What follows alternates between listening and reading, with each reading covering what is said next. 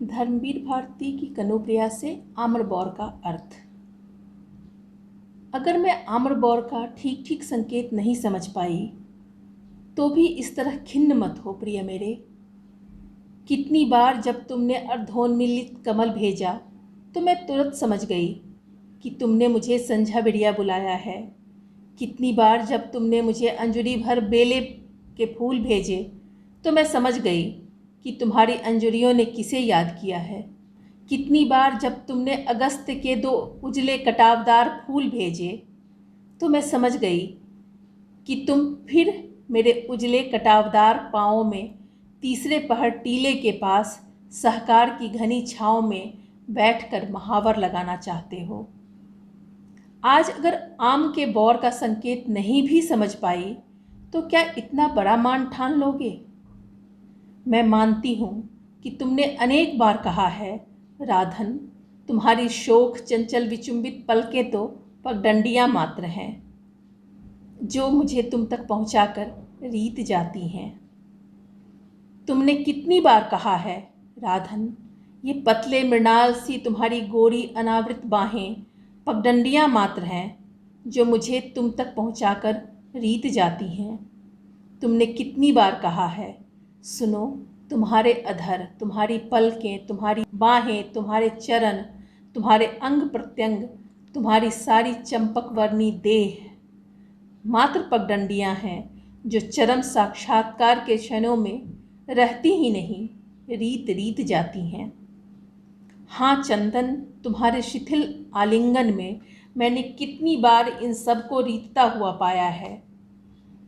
मुझे ऐसा लगा है कि जैसे किसी ने सहसा इस जिस्म के बोझ से मुझे मुक्त कर दिया है और इस समय मैं शरीर नहीं हूँ, मैं मात्र एक सुगंध हूँ।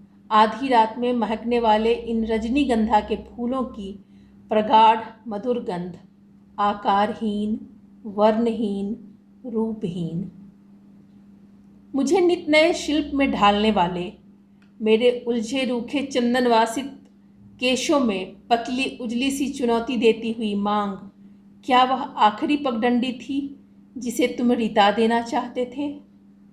इस तरह उसे आम्र मंजरी से भर भर कर मैं क्यों भूल गई थी कि मेरे लीला बंधु, मेरे सहज मित्र की तो पद्धति ही यह है कि वह जिसे भी रिक्त करना चाहता है उसे संपूर्णता से भर देता है। यह मेरी मांग क्या मेरे तुम्हारे बीच की अंतिम पार्थक्य रेखा थी? क्या इसलिए तुमने उसे आम्र मंजरियों से भर भर दिया कि वह भरकर भी ताजी कुंवारी रीति छूट जाए? तुम्हारे इस अत्यंत रहस्यमय संकेत को ठीक ठीक न समझ मैं उसका लौकिक अर्थ ले बैठी तो मैं क्या करूं? तुम्हें तो मालूम है कि मैं वही बावली लड़की हूँ जो पानी भरने जाती है तो भरे घड़े में अपनी चंचल आँखों की छाया देखकर उन्हें कुलेल करती चटुल मछलियाँ समझकर बार बार सारा पानी ढलका देती है। सुनो मेरे मित्र, यह जो मुझ में इसे, उसे, तुम्हें, अपने को कभी कभी न समझ पाने की नादानी है ना, इसे मत रोको, होने दो। वह भी एक दिन हो कर रीत जाएगी। और मान लो न भी रीते और मैं ऐसी ही बनी रहूं तो क्या? मेरे हर बावलेपन पर कभी खिन्न होकर, कभी अनबोला ठानकर, कभी हंसकर तुम जो प्यार से अपनी बाहों में कसकर बेसुध कर देते हो, उस सुख को मैं छोड़ूं क्यों? करूंगी, बार बार नादानी करूंगी। तुम्हारी मुँह लगी जिद्दी नादान मित्र भी तो हूं ना।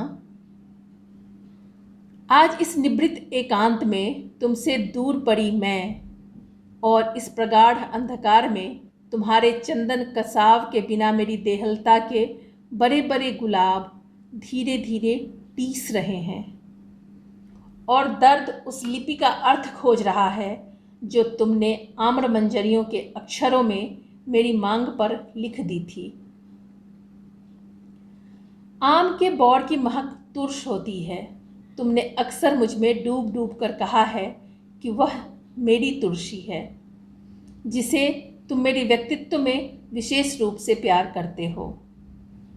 आम का वह पहला बौर मौसम का पहला बौर था, अछूता, ताजा, सर्वप्रथम। मैंने कितनी बार तुम में डूब डूब कर कहा है कि मेरे प्राण, मुझे कितना गुमान है कि मैंने तुम्हें जो कुछ दिया है वह सब अछूता था, ताज़ा था, सर्वप्रथम प्रस्फुटन था। तो क्या तुम्हारे पास की डार पर खिली, तुम्हारे कंधों पर झुकी वह आम की ताजी कुंवारी तुर्श मंजरी मैं ही थी? और तुमने मुझसे मेरी ही मांग भरी थी। यह क्यों मेरे प्रिय? क्या इसलिए कि तुमने बार बार यह कहा है कि तुम अपने लिए नहीं, मेरे लिए मुझे प्यार करते हो?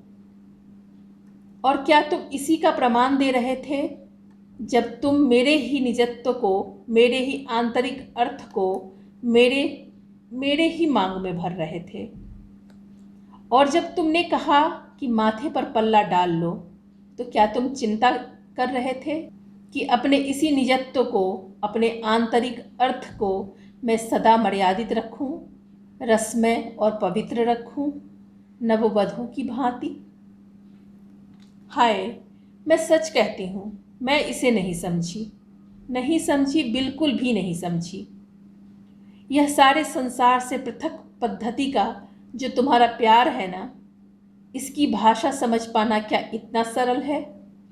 तिस पर मैं बावरी, जो तुम्हारे पीछे साधारण भाषा भी इस हद तक भूल गई हूँ कि श्याम ले लो पुकारती हुई हाट बाट में, नगर डगर में अपनी हंसी कराती घूमती हूँ। फिर मैं अपनी मांग पर आम के बौर की लिपि में लिखी भाषा का ठीक ठीक अर्थ नहीं समझ पाई, तो इसमें मेरा क्या दोष मेरे लीला बंधु? आज इस निभृत एकांत में तुमसे दूर पड़ी हूँ, और तुम क्या जानो कैसे मेरे सारे जिस्म में आम के बौर टीस रहे हैं, और उनकी अजीब सी तुर्श महक तुम्हारा अजीब सा प्यार है जो संपूर्णतः बांध कर भी संपूर्णतः मुक्त छोड़ देता है। छोड़ क्यों देते हो प्रिय? क्या हर बार इस दर्द के नए अर्थ समझने के लिए?